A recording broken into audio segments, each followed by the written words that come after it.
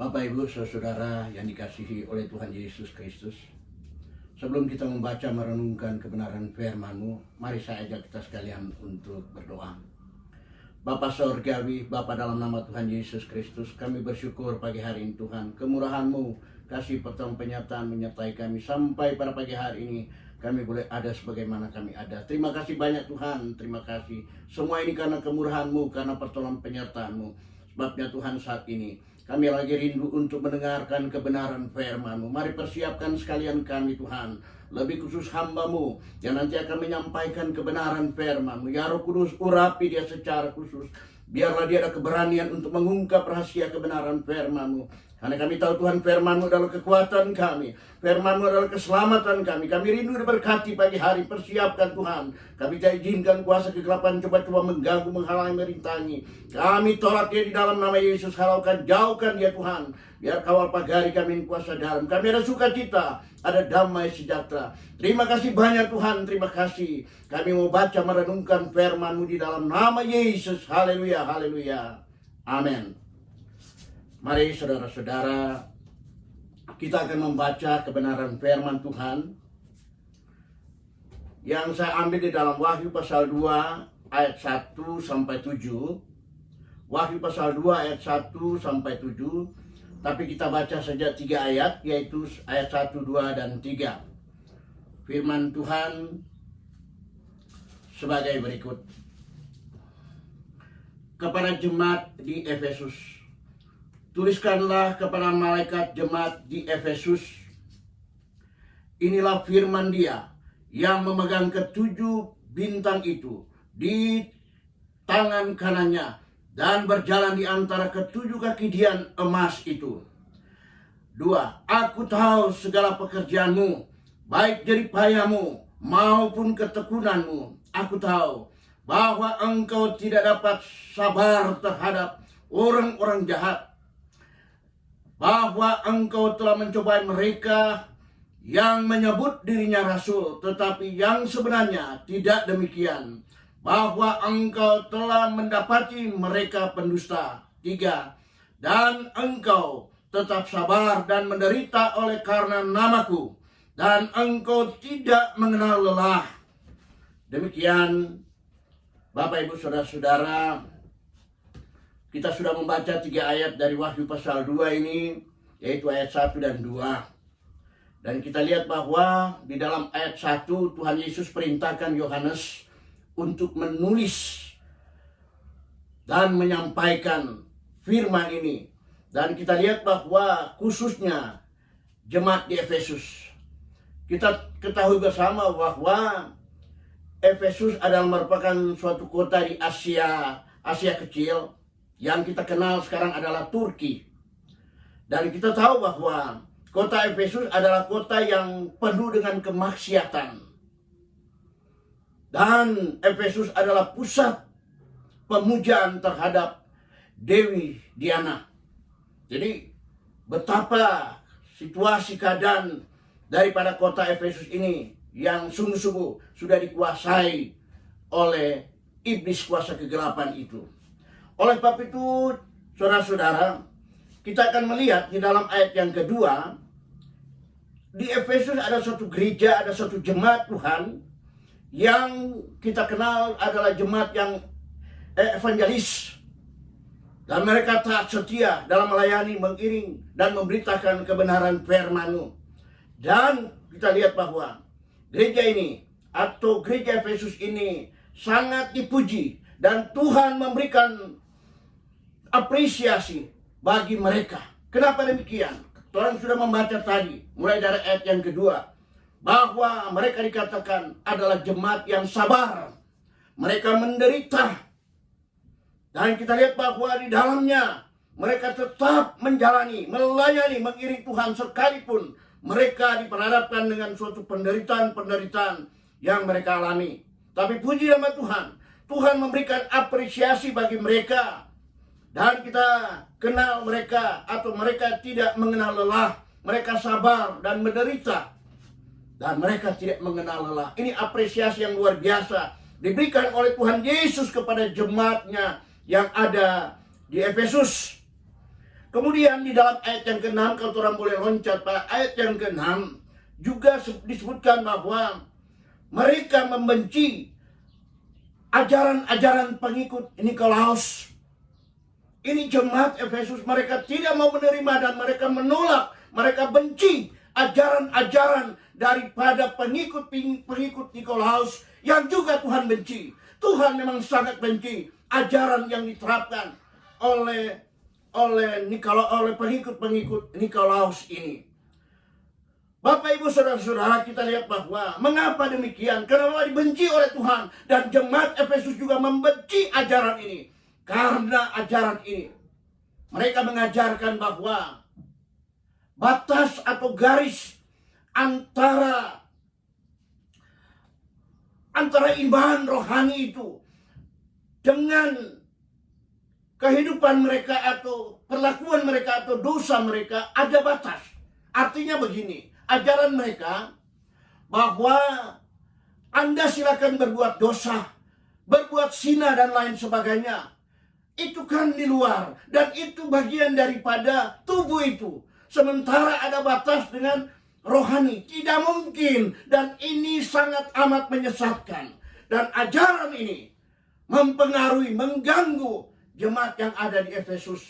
Mereka mengatakan boleh berbuat dosa, boleh berbuat zina, karena tubuh yang jasmani terpisah daripada rohani. Jadi rohani kata mereka aman-aman saja, tidak tercemar. Mengapa demikian? Dan ini amat sangat tidak masuk akal. Dan ini adalah ajaran yang sesat. Oleh sebab itu Tuhan Yesus mengatakan ajaran ini ku benci. Seperti juga jemaat Efesus membenci ajaran ini. Di dalam ayat 6, kalau saya boleh baca, di dalam ayat yang ke-6, sebab itu ingatlah. Ayat 6. Tetapi ini yang ada padamu, yaitu engkau membenci segala perbuatan pengikut Nikolaus yang juga ku benci, yang juga Yesus benci. Oleh sebab itu Tuhan Yesus memberikan apresiasi kepada jemaat Efesus bahwa mereka juga membenci ajaran itu. Dan kita lihat bahwa secara umum jemaat Efesus hampir sempurna. Kalau orang baca mulai dari ayat 3, 4, ayat 2, 3, dan 6 ini sangat sempurna dalam pengiringan pelayanan mereka. Tetapi apa yang terjadi, Bapak Ibu Saudara yang dikasihi oleh Tuhan Yesus, justru Tuhan mengecam jemaat Efesus. Tuhan marah dan Tuhan tidak suka dengan apa yang mereka sudah lakukan, yaitu mereka meninggalkan kasih mula-mula. Kasih yang mesra, kasih yang hangat dengan Yesus pada mula-mula kehidupan jemaat ini mereka tinggalkan. Dan ini Tuhan sungguh-sungguh sangat amat memperhatikan hal ini. Apa yang sedang terjadi kepada jemaat Efesus? Mereka sudah tinggalkan kasih mula-mula itu. Dan saudara, Bapak Ibu, kita lihat bahwa di dalam pelayanan pengiringan mereka sudah tidak lagi hangat dengan Tuhan. Mereka sudah tinggalkan kasih mula-mula itu yang senantiasa mereka oleh Tuhan memperingatkan, bahkan mencelah mereka. Kalau Tuhan boleh baca ayat 4. Namun demikian, aku mencela engkau karena engkau telah meninggalkan kasihmu yang semula. Namun demikian, begitu sempurna, mereka sabar, mereka menderita, mereka menolak ajaran-ajaran yang tidak berkenan kepada Tuhan dan juga dibenci oleh Tuhan itu. Tapi pada akhirnya Tuhan mencelah mereka karena mereka meninggalkan kasih mula-mula.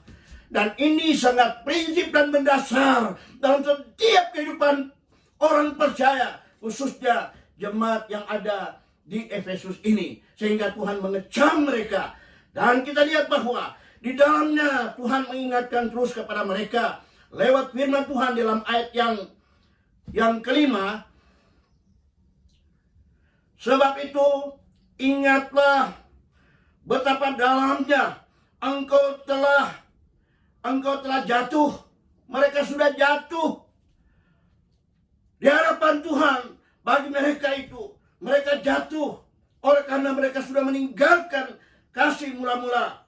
Oleh sebab itu dalam ayat yang kelima ini, Tuhan Yesus mengatakan kepada mereka, bertobatlah dan lakukan lagi apa yang semula engkau lakukan. Backing ulang, kembali kepada kasih mula-mula. Lakukan kembali kasih mula-mula itu. Bertobat, mereka diminta untuk bertobat dan melakukan kembali kasih mula-mula itu.